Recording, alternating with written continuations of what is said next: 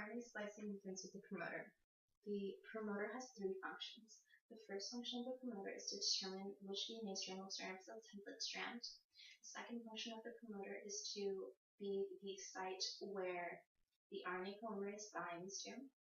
And the third function of the promoter is to determine the start point for transcription. The promoter has two regions. It has the start point and the top box.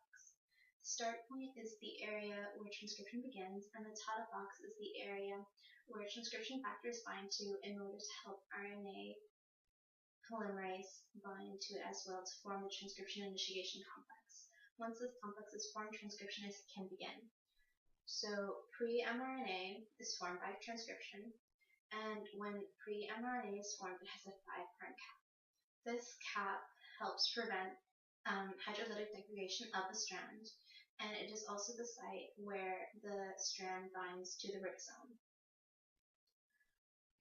The poly-A tail of the strand also does these things, but in addition to that, it helps the strand move out of the nucleus.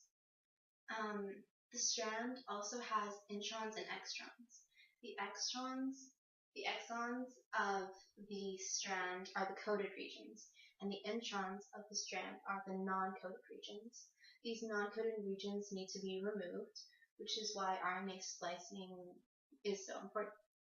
So RNA splicing first begins with the spliceosome. Now the spliceosome is composed of protein and RNA. The spliceosome recognizes the areas between the exon and the introns, the cut areas, and it splits the exons from the introns and then binds the exons together to form one coded region and takes the introns and excises the introns. Once this happens, you have one fully coded mRNA strand, and the spliceosome components are then recycled to be used again. The TRP Operon is an example of a negative repressor because when enough tryptophan, which is an amino acid essential for E. coli, is produced, then the RNA polymerase will be unable to complete transcription. The way this works is the TRPR produces an inactive repressor. Once there's enough excess tryptophan produced, one molecule of tryptophan will bind to this inactive repressor, causing it to become active. When this repressor becomes active, then it will bind to the operator and block the RNA polymerase from transcription. This in turn causes tryptophan to stop being produced. LAC Operon, which codes for the enzymes which break up lactose, is a negative inducible reaction because the repressor is constantly active until a molecule of lactose comes and causes it to become inactive, which causes the transcription process to occur.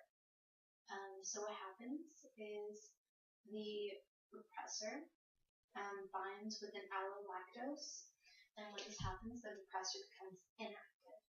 Now, when the repressor becomes inactive, the RNA polymerase is able to continue its transcription, and when this happens, then it's able to create the mRNA, and that therefore causes the galactosidase, the chromiase, and the transacetylase to be formed. TRP Operon is an example of a positive gene regulator.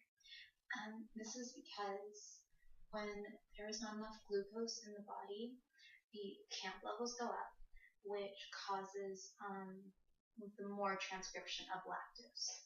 Now, the way this works is there are excess CAMP molecules because the glucose levels are so low.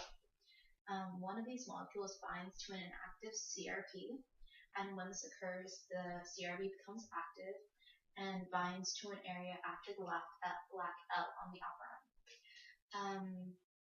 When this happens, the CRP causes the DNA to bend.